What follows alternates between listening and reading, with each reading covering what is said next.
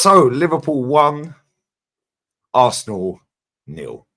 Another defeat at Anfield. We can't right the wrongs of the last 12, 13 years up at that ground for no apparent reason. Starting 11 was a shambles. Defensive football all the way. The game itself was ridiculous. It was pathetic. Yeah, not a great advertisement for Premier League football. Won the goal, won the game. And that particular player is playing at right back and absolutely locked up Martinelli. Our captain comes on the pitch and does nothing apart from pass the ball thinking he's Mesut Ozil, reverse pass when he should have shot. And Dalman got some pity minutes. Our striker got no service. Saliba apparently was injured in the warm-up. So this manager thought it'd be clever to start him. Good one. And Timber looks like he got injured at the end, but we couldn't sub him because we'd done all our subs. Going well, innit, Kenny? Make sure you follow Kenny Ken 1972 on Insta. Jamaica, that's shambles, Kenny. One shot on time. Liverpool man of the match, Mikel Arteta. Mikel Arteta was Liverpool's man of the match. Martinelli's shit. I've been telling you guys for about 2 years.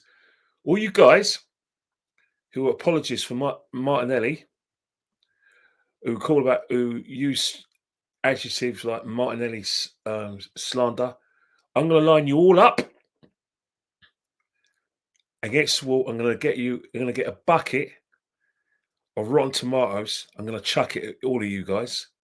And the juice that comes from the tomatoes, I'm going to just pour it all over you and make you walk around Finsbury Park stinking to high heaven because it's people like you or apologists for that player.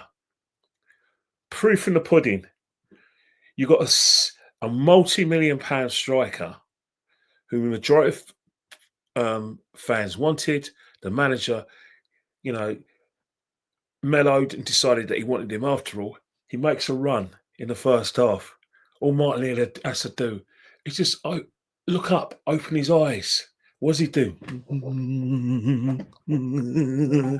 And he goes to, and then runs into, when he opens his eye, he realizes that the big boogie man called Kanate has got him again, and he takes him out, to no man's land. And guess what? He doesn't even get a corner. He gets a goal kick. This is the guy that everyone was saying is elite.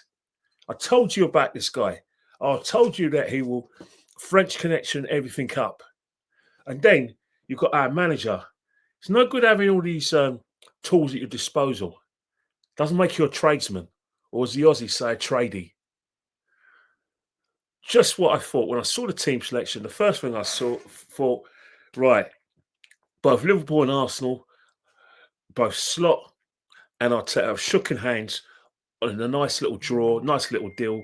Let's not trouble the scorers. Let's not lay down a marker. And that's exactly what they did. Liverpool were there for the taking. They basically picked a team not to lose. There was no way Liverpool were going to, like I said, gun go ho, like they did in the first game against Bournemouth, or let themselves get bullied like they did against Newcastle. Well, but of course, Arsenal never read the scripts. You see our fans going, Liverpool, they're shaky defensively, and this is the best Arsenal I've ever got. This is the first time I'm going to go to Arsenal with a lot of confidence. What a load of BS. Same old, same old. You see, you guys go to Anfield with a lot of confidence. But what you seem to forget is your manager is Mikel Arteta. All these guys saying about Eze playing on the left and he'll give us this authority and he'll play like he does for Crystal Palace. What they seem to forget, that the manager's Mikel Arteta. When you think you can go to Anfield and you think you can express yourself and lay down a marker, you have to remember your manager is Mikel Arteta. So when people criticise us for having a go at Mikel Arteta, it's because of things like this. Things like this. How did he? Only he knows why, with 70 minutes gone, he decided to bring on Eze, Dalman, and Odegaard. And guess what? They all went into each other's spaces. So it was affected as as probably someone who's impotent. First he goes with too many DMs, and then all of a sudden he brings on the number 10s. And Liverpool thinking, thanks, mate. All you got to do is just kick the ball to, kick the ball to Stanley Park, and we're as good as new. I mean, we'll never learn with this manager. I don't care what anyone says when they say this. We've got options all over the pitch. Doesn't mean the manager is going to change. Look at Saliba. The guy was injured in the warm-up. I didn't even know that. I didn't know. I didn't even know it. I was in the bath. I was in the bath getting ready for the match. And then all of a sudden, I just see him go, call over. What the hell was that? And the manager confirmed it at full time, Kenny. That's how you know this guy's so comfortable in his job. What is a Sam Hill is that? That's how you know he's so comfortable in his job. He's got the audacity to come out after. And fair play, he came out and admitted it. And he said in the post-match, he was injured in the warm-up, but he wanted to play. Well, so cool. That's your job to tell him not to play. But hang on here. One of the reasons why he didn't start Odegaard, because he wasn't 100% fit. One of the reasons why you could finally sleep well when Saka's injured is because you've already got cover for him. So why would the hell would you buy someone like Maresca? You're trying to get Hincapié, and then you let Saliba play. What the hell? What's all that about? What is all that about? What are you playing at? So you immediately handicapped us. Don't get you wrong. When Mosquera came on, didn't look out of place. He did all right. Yeah, good. Madueke. He was our best player, by the way. He was our best player. All these people slagging off Madueke because me included. Don't get me wrong, me included. At least he puts his nuts on the table and put his reputation on the line and said, "Yeah, I want a bit of this." And he kept on saying, "Give me the ball, give me the ball." Yep. Yet you've got Martinelli the other side, just producing a non-event. It is basic and non-show. Got locked up by a number 10 at right back, Kenny. Yeah. I thought, you know what? Eze comes off the bench and absolutely schooled him every time he got the ball. Yeah, exactly. But that's the problem. Eze was good to go. It's not as if he had to, he didn't have a pre-season. The guy was playing week in, week out for Crystal Palace because he knew that if he comes to Arsenal, he is match fit. Look at his face when he was on the bench. The guy was angry. Fuming. Yeah, he was. So was Ethan. Yeah, Ethan was fuming. What? And don't get me wrong, I've got nothing against Max Dowman. I have nothing against Max Dowman. But this isn't Leeds. This isn't Newcastle pre-season. This is big boy football. If you're trying to win the game, get someone with more experience on to do something. Yes, he's very exciting, Max Dowman, but come on. Yeah, but he should have got more than 5 minutes, Kenny. Let's be real. He maybe should have got more than 5 minutes. But last week when he came on, the game was won. Yeah. You're trying to win the game at Anfield. But we should never have been in this position in the first place because I repeat, Liverpool were played like they feared a loss against us. It's like they kind of accepted that not only we are their greatest challengers, we're actually slightly better. Our squad's slightly better. The way we defend is better, and midfield potentially could be better. And attack, we probably can match them.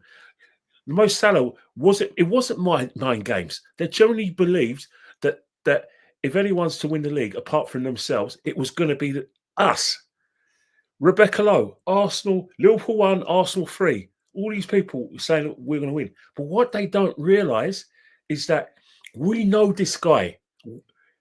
We know this guy. We've been studying this guy. We've been managing this guy for 6.5 years. And he never disappoints. It's always caution upon caution upon caution. Doesn't matter whether we got the players. Doesn't matter that 2 seasons ago we scored over 90-something goals. It doesn't matter.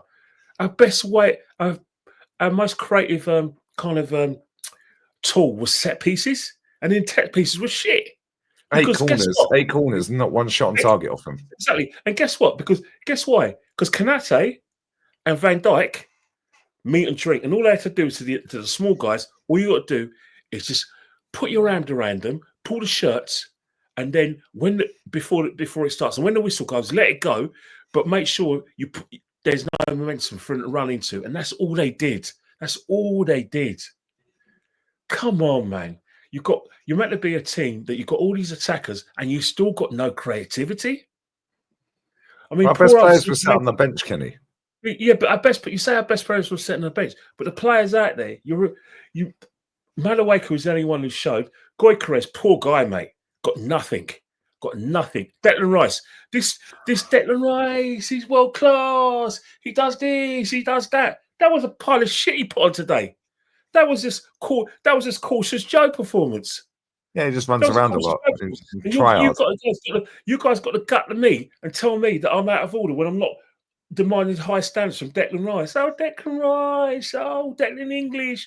Don't call him that. Oh, I'll get you back on the. You need to come back on my show and explain. What? Because of 2 free kicks against Real Madrid. Turn it in. Turn it in. Trust me. If Arsenal don't win this league this season, this will be the Armageddon moment. The 31st of August, it's 6:30. This is when Arsenal win the league. Because let's face it, if we won this game, we would have been saying, right, this is our title. So I'm entitled to say that if we don't win this league, this is one of the reasons why we won't win this league. Because the players are there, but have we got the right manager? Stop being cautious. Look at City today. Brighton, when they'll go down, they're all brave. They up the tempo. They got in amongst the City. What they do, they go and win the game. Look at Liverpool. When they realised that we're happy with the draw, what do they do? Second half, up the tempo. Started matching us physically. And they thought, you know what? We need to get Salah in this game. Look at Wirtz. Everyone was slagging off Wirtz. But if you know, was decent second half. He was decent. He got into the second half and he got them up the Van Dijk. Look how many times Van Dijk passed the ball straight through our midfield. Exactly. One pass, 40 yards straight through. Yeah, because our midfield weren't there because there was nothing there. Because rather than trying to play short passes, they said, right, let's play long passes because we're all going man for man. So they played a short pass. Liverpool were quick to it. Look at Kanate. Kanate can't defend. Oh, he's a weak link. The guy loves physical battles. He took. You see we played right into his game today because he's been awful. See this. This is where Gyökeres is. This is holding pockets. Yeah, this is where Kanate had Gyökeres in his pocket. So don't write off Liverpool. Don't write off Liverpool. By all means, big us up, but we have to earn it. What we saw today is that there's too much of this, too much of, on paper, Arsenal, this and that. But you have to prove it. You have to go to Anfield and prove it. If you can't, you ain't got the nuts to go to Anfield to lay down a marker, then I'm sorry, it's going to be like 2025, 24, and 23. We're the nearly team. Facts. And on that bombshell, make sure you follow Kenny Ken 1972 on Instagram. Jez is up next. Check out my fan cam. Check out Anfield Agenda, Craig's fan cam. And Matty's fan cam will be after Jez. Then I'm live on an emergency meeting. It is a fucking emergency. We've got about 6 players injured already. So we're out, guys. Laters.